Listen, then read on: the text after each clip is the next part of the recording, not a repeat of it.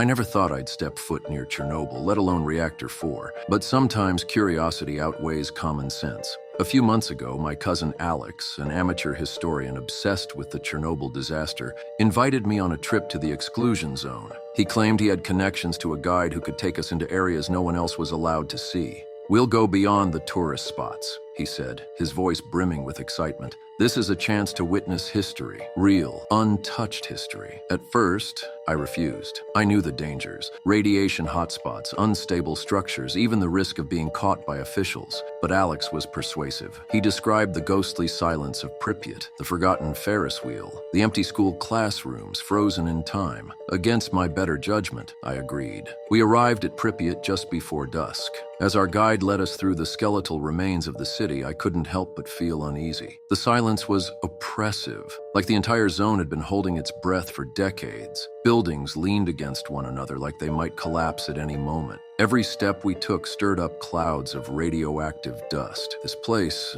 it's alive," Alex whispered as we passed a crumbling apartment block. "What do you mean?" I asked, keeping my voice low. "They say the zone remembers," he replied. "The workers, the evacuees, the ones who never made it out. Some think the radiation does more than poison. It preserves. People swear they've seen shadows here, things that shouldn't exist." I brushed it off as another one of his theories, but his words stuck with me. When we finally reached the reactor, the unease I'd been feeling turned into full-blown dread. Reactor 4 loomed in the distance, its skeletal frame shrouded in mist. The massive steel sarcophagus encasing the ruins looked more like a tomb than a containment structure. Our guide paused and glanced at his watch. "We don't stay here long," he said firmly. "This area, it's not just radiation. Locals talk about things, shadows, movements. Do not stray from the group." Alex and I exchanged nervous glances but said nothing. As we approached the reactor, the air seemed to grow heavier, thicker. It felt like walking through molasses. My Geiger counter started clicking more rapidly, the sound echoing in the eerie silence.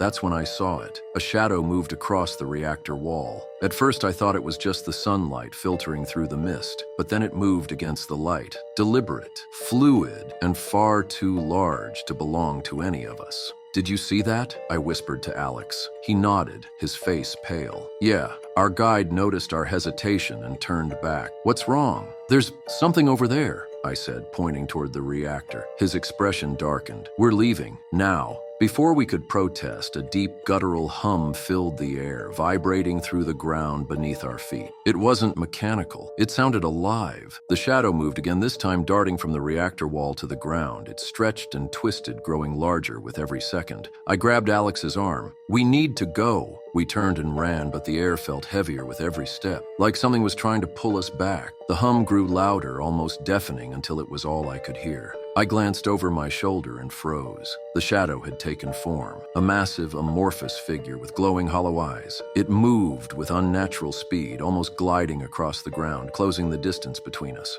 Our guide screamed something I couldn't make out over the noise, waving for us to keep moving. We sprinted back toward the edge of the zone, the shadow always just a few steps behind. Finally, we burst out of the mist and into the open field near the checkpoint. The hum stopped. The air felt lighter. When I looked back, there was nothing but empty space behind us. Our guide refused to speak the rest of the way. He dropped us off near the road and drove off without a word. Alex and I haven't talked about what we saw that day. He tried to research it, but there's nothing. Not online, not in any of the books he owns. Whatever's in Reactor 4, it doesn't want to be known, and I'll never step foot near Chernobyl again.